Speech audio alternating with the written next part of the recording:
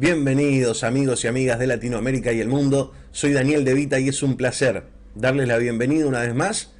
Y hoy tenemos un encuentro muy especial porque ya estamos en comunicación con Michel Torres. Él es cubano, abogado, dirige la editorial Nuevo Milenio y es uno de los conductores del flamante espacio de la televisión cubana Confilo, un programa que está dando que hablar dentro de la isla pero también fuera de la isla, y hoy le vamos a preguntar de todo, así que quédate ahí del otro lado. Si sabes de lo que estamos hablando, si conoces Confilo, sabes que esto va a estar interesante, y si no, te invito a que lo descubramos juntos. Vamos a empezar. Esto es Confilo, un espacio para mostrar con todos sus matices las noticias, los hechos, las matrices de opinión que circulan en los medios y en las redes sobre la realidad cubana. Vamos a rasgar la costura de la manipulación mediática y adentrarnos en la arista filosa de los acontecimientos. Gracias, Michelle, por tomarte estos minutos para conversar con nosotros, saludarte, agradecerte por el tiempo y preguntarte qué se siente formar parte de este proyecto que tanto está dando que hablar. Bueno, Dani, gracias. Primero, gracias por invitarme para hablar de Cuba y de la situación actual y de muchas de las cosas que se están hablando con respecto a nuestro país en el mundo y de muchas cosas que se están manipulando también.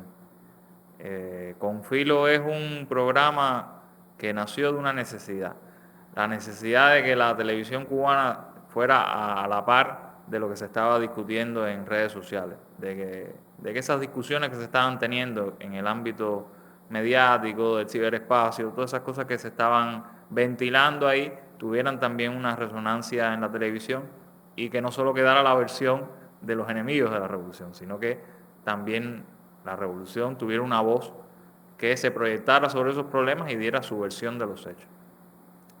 El programa responde básicamente a tres objetivos fundamentales. El primero y el más importante y el más necesario es desmontar las campañas que se arman contra la revolución, que muchas veces tratan de vender una imagen totalmente distorsionada de Cuba, tratar de contrarrestar esa ofensiva. El segundo objetivo sería tratar de posicionar otras voces, otros rostros, otros colectivos que tienen una visión a favor del socialismo, a favor de la revolución cubana, aunque puedan tener posturas críticas, pero que tienen esa postura crítica parte de un compromiso. Y posicionarlos frente a otra maquinaria de posicionamiento que tienen los adversarios de la revolución. Y el tercer objetivo yo creo que es, y que el programa se ha ido proyectando en ese sentido, es el de fomentar la cultura, la preparación de las personas con respecto al uso de las redes sociales y de cómo en las redes sociales se utilizan determinadas herramientas, determinados recursos para manipular, para convencer, para tratar de distorsionar la imagen que se pueda tener de una persona, de un proyecto, de una nación. O sea, básicamente eso sería el objetivo y básicamente también sería la razón de ser del programa, que hasta donde podemos saber ha tenido una aceptación dispar, ¿no? O sea, lo mismo nos dicen que es un programa que está muy bueno a que nos escriben por Messenger todos los días amenazándonos de muerte. Así que le hemos caído muy mal a nuestros enemigos, pero creo que hemos tenido buen resultado con la gente que más o menos tiene ciertos puntos afines con nosotros. Bueno, entonces, hablando de redes sociales y de manipulación, contanos, ¿quién es Junior García Aguilera? Junior García Aguilera es un dramaturgo que tenía, hasta muy recientemente tenía muchas obras estrenadas en Cuba, tenía un trabajo que había sido reconocido. El otro día me estaba leyendo una entrevista suya a un periódico cubano, se llama Juventud Rebelde, y él decía ahí que le agradecía mucho a la escuela cubana y a la asociación Hermanos Ahí, que es una asociación acá en la isla que promueve el arte joven y que él estaba muy agradecido de todo eso. O sea, básicamente Junior era un artista más del vasto movimiento artístico cubano, en particular de las artes escénicas, que de un tiempo para acá ha ido dejando esa faceta suya de las artes escénicas para dedicarse casi que por completo al activismo político. Junior no es más que un rostro amable de un proyecto de restauración capitalista en la isla. Y él eh, dice y recontradice que no es agente pagado, que no responde a intereses del imperio, que no está financiado, y sin embargo cada vez más se ha ido divulgando y se ha ido desclasificando información que lo vincula con talleres de formación en el extranjero, con financiamiento, con agendas que son o coinciden del todo o tributan a los fines de la restauración capitalista en Cuba. Y en definitiva es eso, o sea, es uno de esos tantos líderes que la contrarrevolución ha ido hallando y posicionando para tratar de convencer a la mayor cantidad de gente posible de que este sí es el líder, este sí es la persona que podemos seguir para un cambio y tal. El problema es que Junior no ha logrado tener ese arraigo popular, porque por muchos likes y muchas veces que te compartan un post en redes sociales no significa que la gente de verdad te siga en la calle.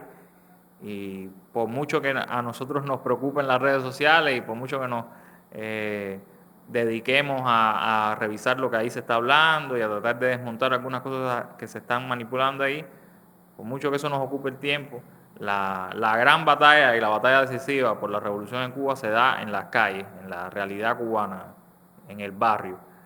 Y ahí Junior no tiene mucho arraigo. Básicamente es eso, o sea, es otro de los tantos líderes que ha hecho la contrarrevolución, que ya va en descenso, que ya va en caída libre, que se ha visto que su proyecto, su iniciativa va perdiendo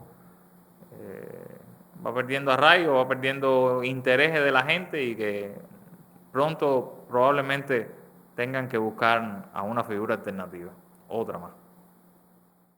Michelle, decime, esto del movimiento archipiélago, ¿es una experiencia original? Porque hay quienes dicen que se inspira en otras experiencias que ha llevado adelante el imperialismo en otras zonas geográficas que están bastante lejos de lo que es Cuba. Algunos hablan de Yugoslavia. ¿Qué hay de cierto en todo eso? Archipiélago es un grupo de Facebook, primero que todo. O sea, se hizo como un grupo de Facebook y ahí fue llegando casi todo el que tenía algo en contra del gobierno, algo en contra de la revolución, del socialismo, o que tenía algún tipo de inquietud, en fin. Pero pronto se fue intentando formar a partir de ese grupo un movimiento político cuyo principal fin era organizar esta marcha que se asumía como pacífica y lícita, pero que en realidad no era lícita porque iba en contra del ordenamiento jurídico cubano, porque no se puede hacer, no puedes pedir que se te reconozca un derecho contra la Constitución, un derecho contra la ley. Eso es un sinsentido lógico y además un despropósito político. Pero bueno, este grupo se fue articulando alrededor de esa idea.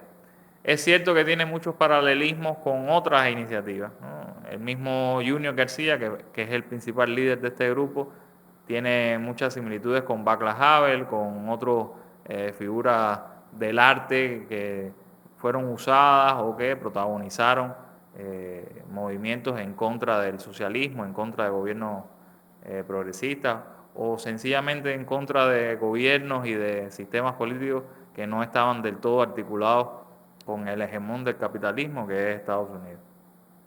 Y archipiélago básicamente es una forma más en la que han hallado de articularse en las redes sociales, una cosa que para nosotros también tiene que ser una preocupación, tratar de articularnos mejor ahí, tratar de hallar mejores formas de comunicarnos y de conjugar esfuerzos.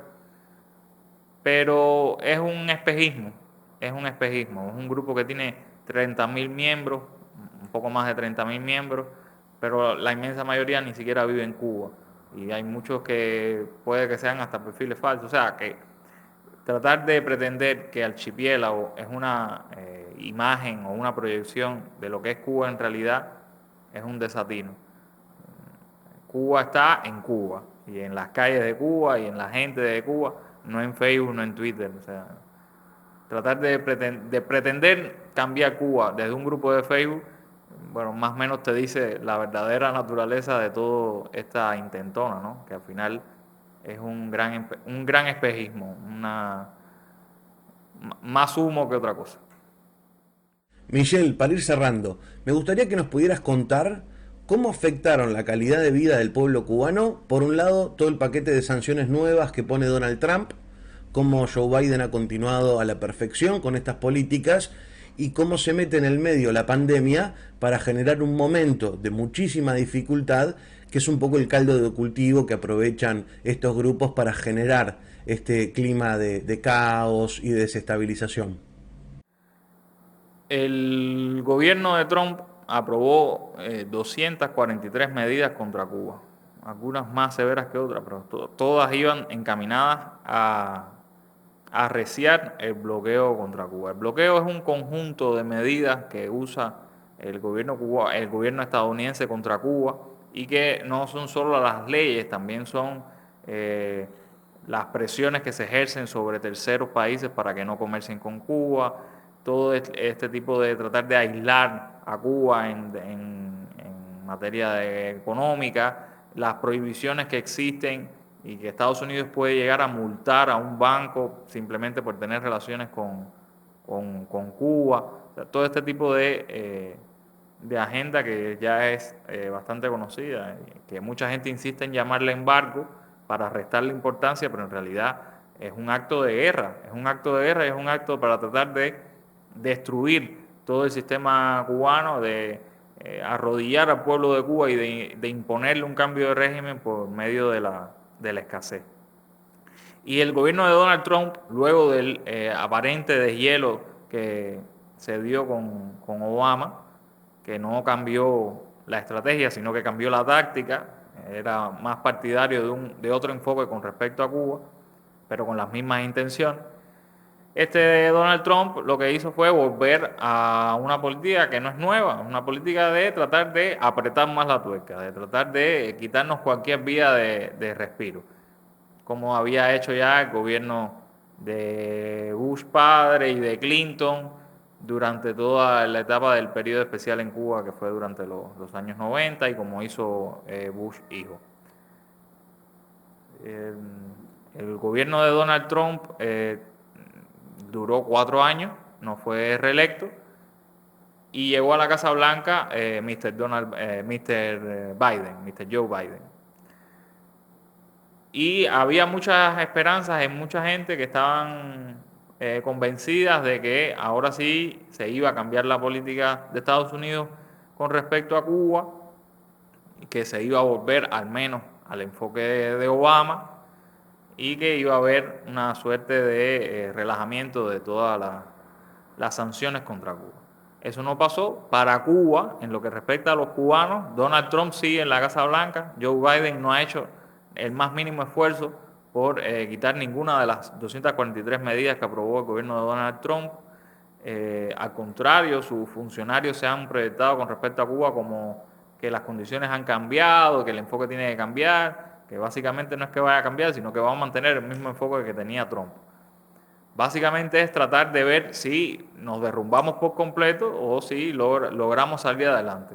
La política de Estados Unidos contra Cuba no va a cambiar hasta tanto ellos no perciban que tienen que cambiar la táctica para que ocurran o que se concreten los intereses que ellos tienen.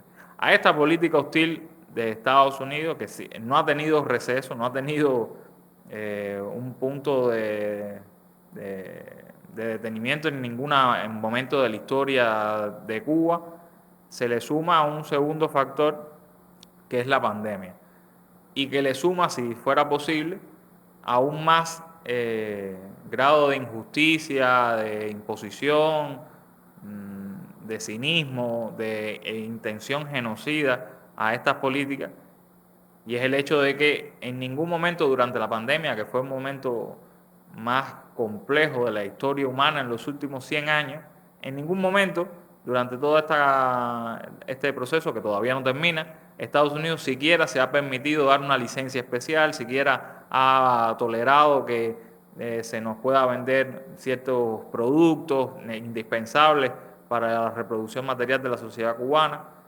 En ningún momento se han ni siquiera pensado en una dispensa especial o levantar el bloqueo, al menos de manera temporal. Ni siquiera lo han considerado. Porque para ellos lo que buscan no es la felicidad y el bienestar del pueblo cubano, como suelen decir. Simplemente quieren que se concreten sus intereses, su agenda política, y para eso les importa bien poco si se muere gente en Cuba de la pandemia, si hay escaseces, si hay precariedad. Y por supuesto que en Cuba hay precariedad, hay escasez. Hoy estamos viviendo momentos bastante tensos con respecto al abastecimiento en las tiendas, con respecto al abastecimiento de combustible, con respecto al abastecimiento de medicamentos.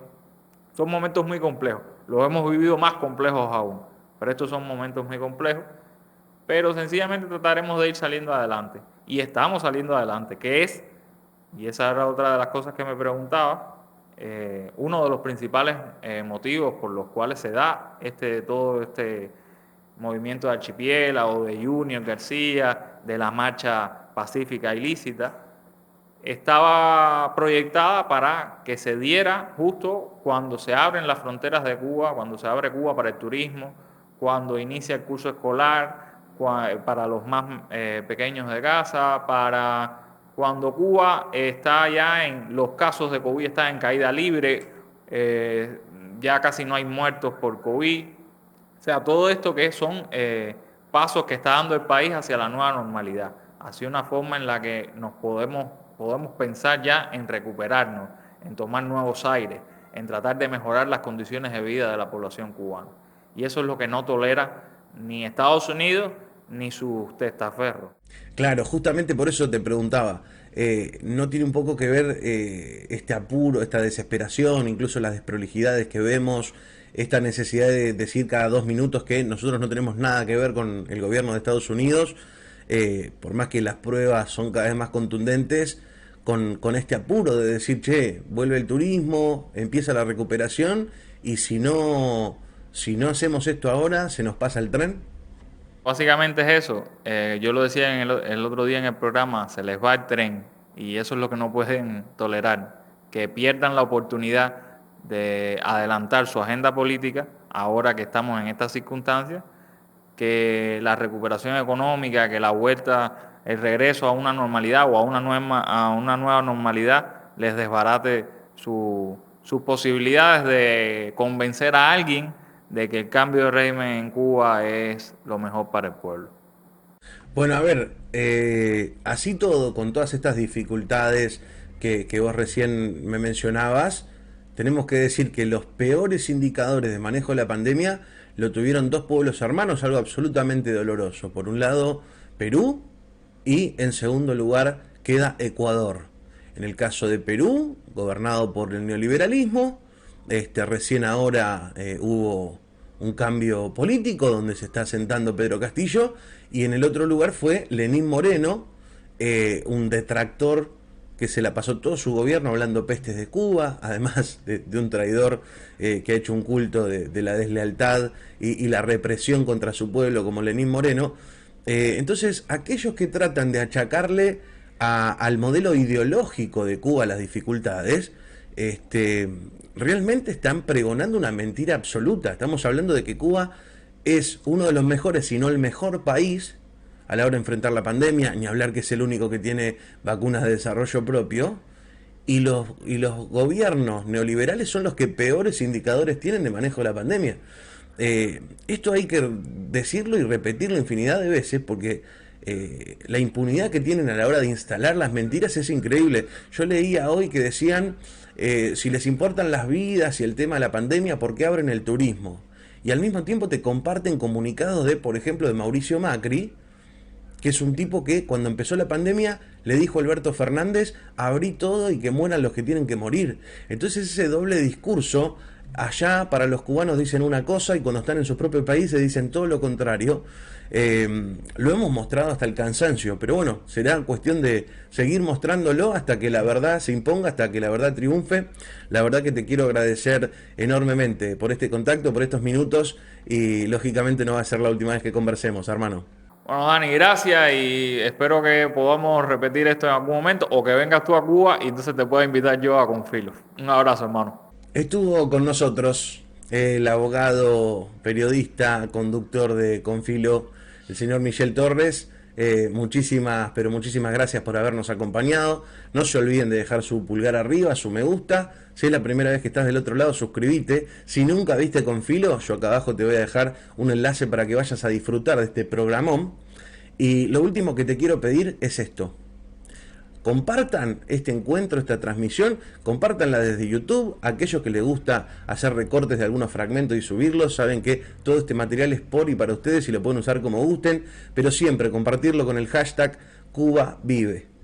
Esta etiqueta con la que nos enfrentamos a los personeros del odio y del colonialismo, que una vez más van a ser derrotados por ese pueblo heroico que hace 62 años sigue dando batalla contra el imperio ambicioso y asesino y sigue venciendo. Hasta la próxima.